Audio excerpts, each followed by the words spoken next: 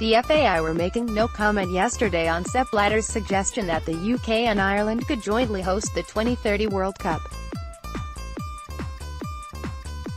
Their official silence is hardly a surprise considering the idea was being floated by the banned former FIFA president, but if such a proposal were to be given substance and credibility by England's FA, there's every reason to expect it would receive serious consideration and support from Irish football's governing body.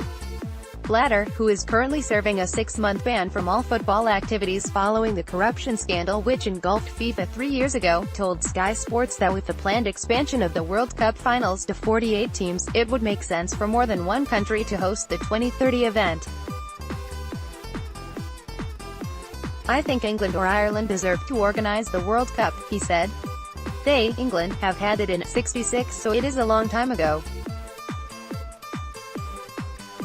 I spoke with one of your colleagues and he said if Wales and Scotland joined together and I said, why not Ireland, clarifying that he meant the Republic and Northern Ireland. Blatter continued, all of Ireland together.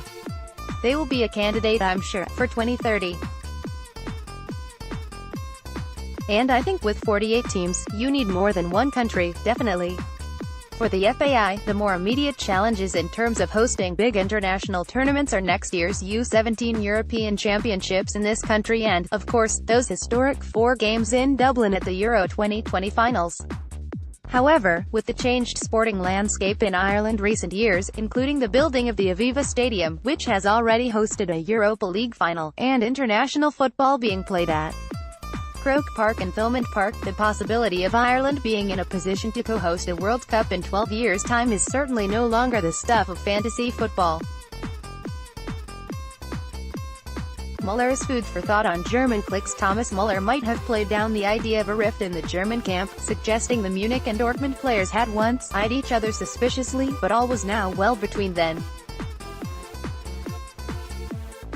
But the Bayern man was still ready to discuss eating arrangements in Jogi Löw's camp. "There is a Bayern group. A solid Bayern group," Muller said. "And there are several tables where we eat.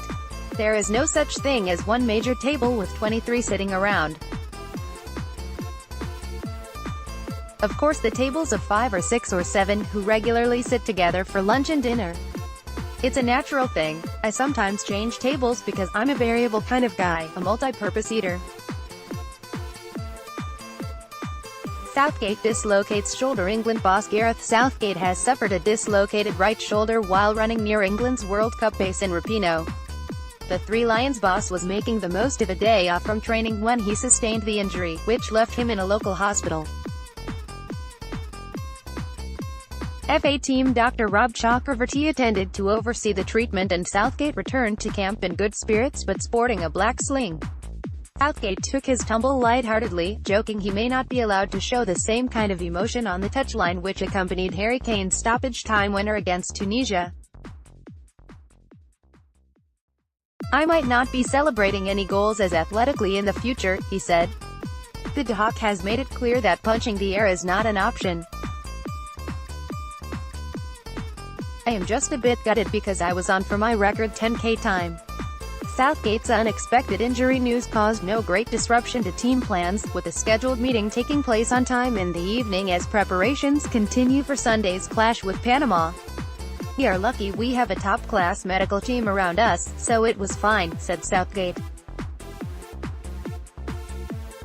Burger King apologized for Whopping sexism. Burger King says it's sorry for offering a lifetime supply of Whoppers to Russian women who get pregnant from World Cup players.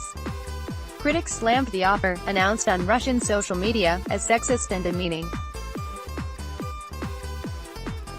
The ad promised a reward to women who get the best football genes, and ensure the success of the Russian team for generations to come.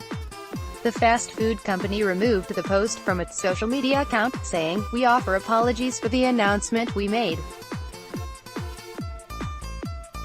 It was too offensive." Messi urged to back LGBT community. Argentina captain Lionel Messi has been urged to wear a rainbow-colored armband as a sign of solidarity with Russia's LGBT community in tonight's Group D clash with Croatia, 7 p.m.